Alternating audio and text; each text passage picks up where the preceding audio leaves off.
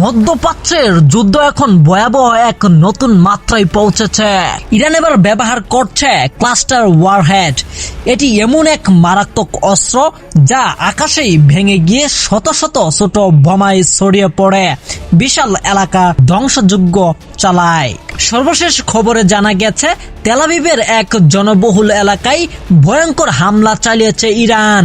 এতে অন্তত 2 জন নিহত এবং বহু মানুষ আহত হয়েছেন। ক্ষতিগ্রস্ত হয়েছে ট্রেন স্টেশন সহ গুরুত্বপূর্ণ অবকাঠামো। ইরান জানিয়েছে তাদের শীর্ষ নিরাপত্তা কর্মকর্তা আলী লারিজানিকে হত্যার প্রতিশোধ হিসেবে এই হামলা চালানো হয়েছে।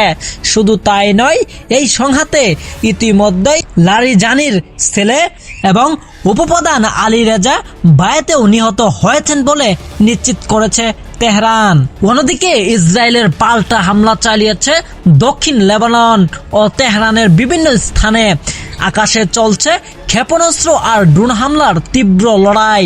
বিশেষজ্ঞরা বলছেন ক্লাস্টার ওয়ারহেড ব্যবহার ফলে যুদ্ধ এখন আরো বিপজ্জনক হয়ে উঠছে, কারণ এই ধরনের অস্ত্র সহজে প্রতিহত করা যায় না এবং এটি সাধারণ মানুষের জন্য সবচেয়ে বেশি ঝুঁকিপূর্ণ। এদিকে আন্তর্জাতিক মহল থেকেও আসছে উদ্বেগের বার্তা। এ সতর্ক করে বলছে এই সংঘাত যদি পারমাণবিক স্থাপনার কাছাকাছি ছড়িয়ে পড়ে তাহলে তা ভয়াবহ বিপর্যয়ে রূপ নিতে পারে। মধ্যপ্রাচ্যের এই উত্তেজনা এখন শুধু যুদ্ধের মধ্যেই সীমাবদ্ধ নেই, এটি ধীরে ধীরে একটি বৈশ্বিক সংকটের রূপ নিচ্ছে। বিশ্ব খাদ্য সংস্থা ইতিমধ্যেই সতর্ক করছে এই সংঘাতের কারণে আগামী কয়েক মাসের কোটি কোটি মানুষের খাদ্য সংকটে পড়তে পারে। তাহলে প্রশ্ন হচ্ছে এই যুদ্ধ কোথায় গিয়ে থামবে?